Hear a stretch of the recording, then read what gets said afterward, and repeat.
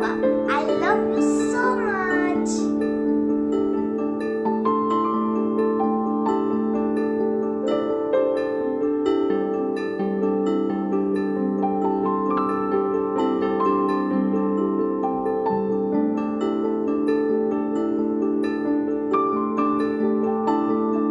Hi everyone, कसे आहात तुम्ही सगळे? आय होप की तुम्ही हॅपी आणि हेल्दी असाल. आम्ही पण सगळे आहोत.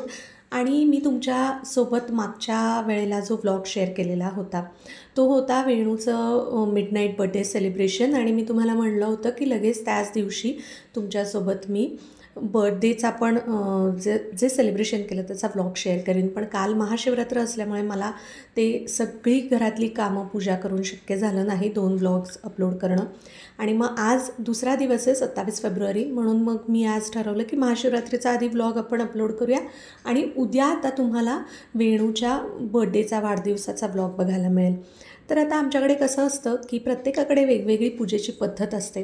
आता तुम्ही इथे बघितलं दूध पाण्याचा तर अभिषेक मी केलेलाच आहे, पंचामृताचा देखील करतात. आणि आमच्याकडे खास विशेष महत्त्व असतं आज उसाच्या रसाने महादेवांना अभिषेक घालण्याचं. कारण असं समजलं जातं की आजपासून आता उन्हाळ्याची सुरुवात होते आणि मग उसाचा रस प्यायचा आहे, तर आधी आपण तो देवाला अर्पण करावा आणि त्यानंतर मग आपण प्यायला सुरुवात करावी. त्याच्यामुळे मग आज उसाच्या रसाने छान महादेवांना अभिषेक केलेला आहे.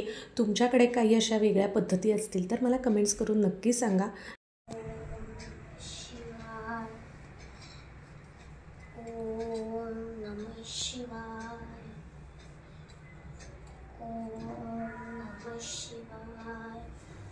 Om Namah Shivaya. Om Namah Shivaya. Om Namah Shivaya. एकांतिये रे गुरुराज स्वामी चैतन्य रूपी शिवसौख्य नामी शृणलो दयाळा बहुसार भारी तुझ वीण शंभो मज कोमतारी. जय बम बम बोले.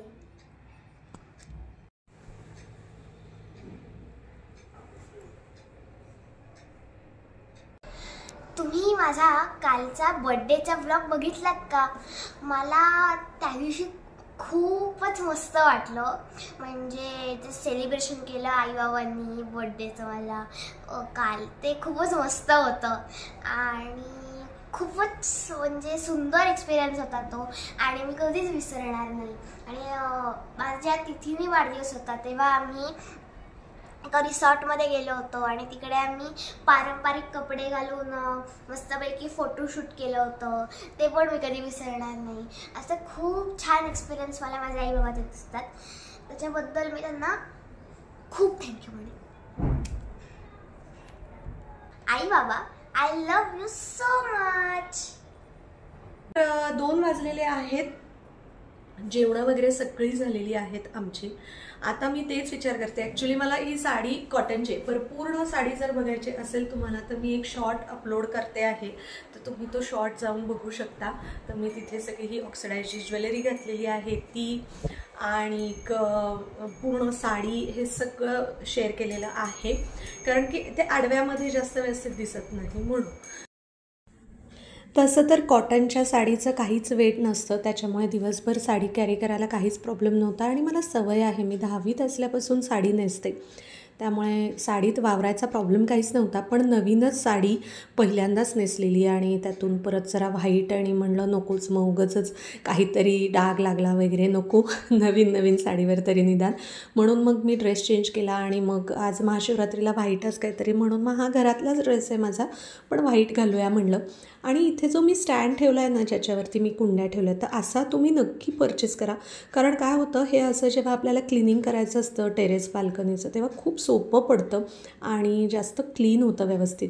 त्यामुळे मग हे एक काम मी करून घेतलं संध्याकाळी. म्हणजे दुपारी मी तुमच्याशी बोलले जेवणानंतर, मग त्यानंतर थोडंसं वेणूसोबत खेळले, थोडासा आराम केला आणि मग संध्याकाळी हे काम करून घेतलं. छान वाटतं उन्हाळ्याचं. आता जरा बाल्कनीत पाणी वगैरे टाकलं ना की जरा गार हवा येते, संध्याकाळी बरं वाटतं. आणि झाडांनाही पाणी घालून घेतलेलं आहे मी. आणि मग त्यानंतर शहाळं प्यायलो आम्ही. आता थोडंसं असं वाटतं की कधी कधी आता रोज चहा प्यायचाच आहे दुपारच्या वेळेला असं नको वाटतं, संध्याकाळी वगैरे कधी सरबत किंवा कधीतरी शहाळं वगैरे असं प्यावं, बरं वाटतं त्याच्यामुळे.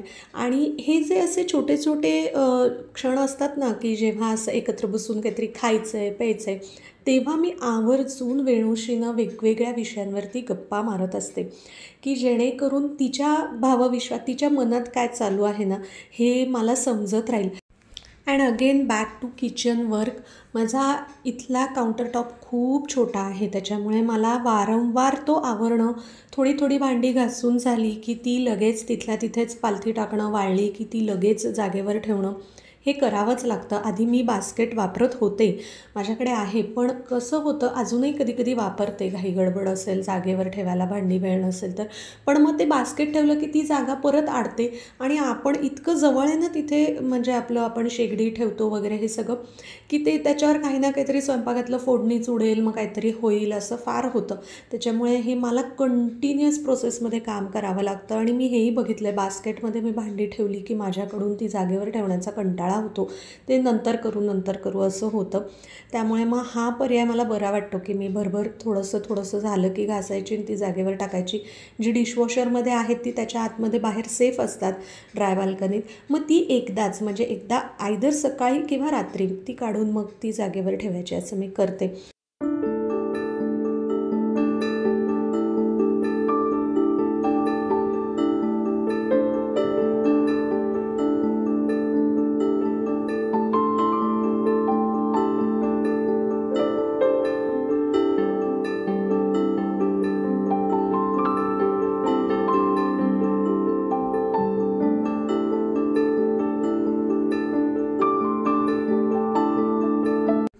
ज्या दिवशी खास अशी छान मोठी पूजा केली जाते ना घरात, त्या दिवशी खूप फ्रेश वाटतं बघा, घरामध्ये प्रसन्न जास्त वाटतं. एरवी तर पॉझिटिव्ह आपण खूप गोष्टी करतच असतो वाटण्यासाठी घरात, पण त्या दिवशी एक जास्त असं ना छान सात्विक आपण म्हणूया असं वातावरण असतं.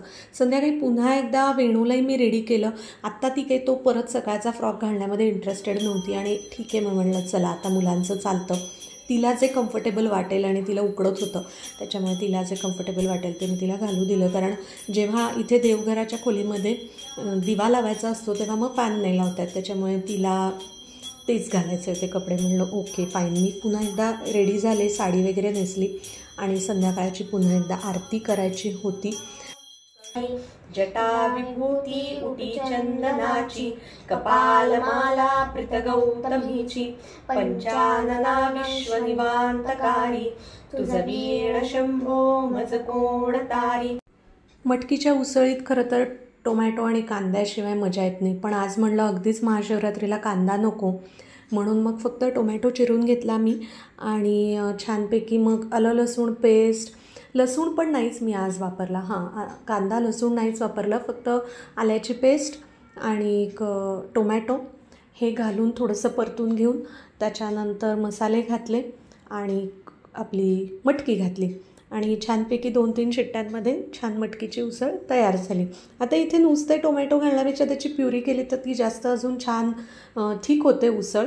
पण आत्ता मला तेवढं काही करत बसायचं नव्हतं, कारण मला लवकर जेवणं आटपायची होती. त्यानंतर मला वेणूचा अभ्यास घ्यायचा होता थोडासा, त्यामुळे आणि मलाही हे एडिटिंग वगैरे बाकी होतं करायचं, जे 2 ब्लॉग तुमच्यापर्यंत पोचवायचे त्यासाठीचं. म्हणून मग मी अशा पद्धतीने साधी केली आणि अशी छान लागते. फक्त एवढंच होतं, थिकनेस जास्त येत नाही, इतकाच फरक पडतो. कुकरही लावून घेते मी. आणि जेव्हा मी कुकर लावते तेव्हा सगळ्यात पहिल्या व्लॉगमध्ये मी तुमच्याबरोबर शेअर केलं होतं की जे आपण डाळ तांदूळ धुतो ना, त्याचं पाणी आपल्या झाडांसाठी म्हणजे खूपच अगदी वरदान असतं आणि त्याच्यामुळे त्यांची ग्रोथ खूप छान होते. ज्या झाडांना म्हणजे जे फ्लॉरिंग प्लांट्स असतात तर त्यांना छान कळ्या पण येतात, छान फुलतात ती झाडं. त्याच्यामुळे हे मी काम करतेच. आणि इंडोर प्लांट्ससाठी पण ते खूप छान आहे. मनी प्लांट्स म्हणजे खूप छान ग्रो होतात त्याच्यामुळे. सो तुम्ही हे नक्की करून बघा आणि ह्याचा फरक तुम्हाला नक्की जाणवेल. हे सगळं करून मी रेडी करून ठेवलं. थोडंसा वेणूला बसवलं होतं मी एकीकडे अभ्यासाला.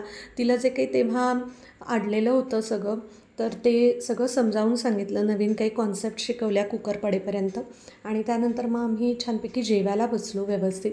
सगळं रात्री वेळेत उरकलं आणि आवरलं की मग जीव भांड्यात पडतो, कारण मग नेक्स्ट डे लवकर सुरुवात होते सकाळी आणि मग ते रुटीन छान बसतं. त्याच्यामुळे हे खूप इम्पॉर्टंट असतं माझ्यासाठी. होप तुम्हाला आजच्या व्लॉगमध्ये मोटिवेशन, टिप्स या सगळ्या गोष्टी मिळाल्या असतील आणि व्लॉग आवडला असेल तर लाईक, शेअर, सबस्क्राईब, कमेंट करायला अजिबात विसरू नका. पुन्हा भेटू. Take care. बाय.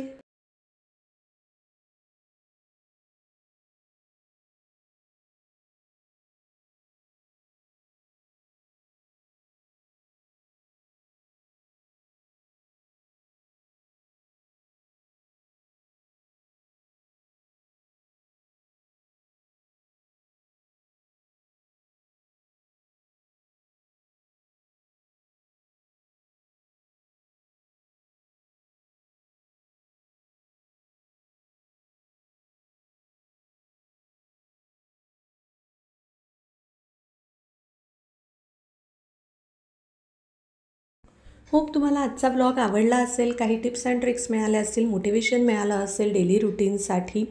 आणि तुम्हाला आजची महाशिवरात्रीची पूजा कशी वाटली हे नक्की सांगा. चॅनल आपला नवीन आहे, त्याच्यामुळे तुमच्या सपोर्टची खूप गरज आहे.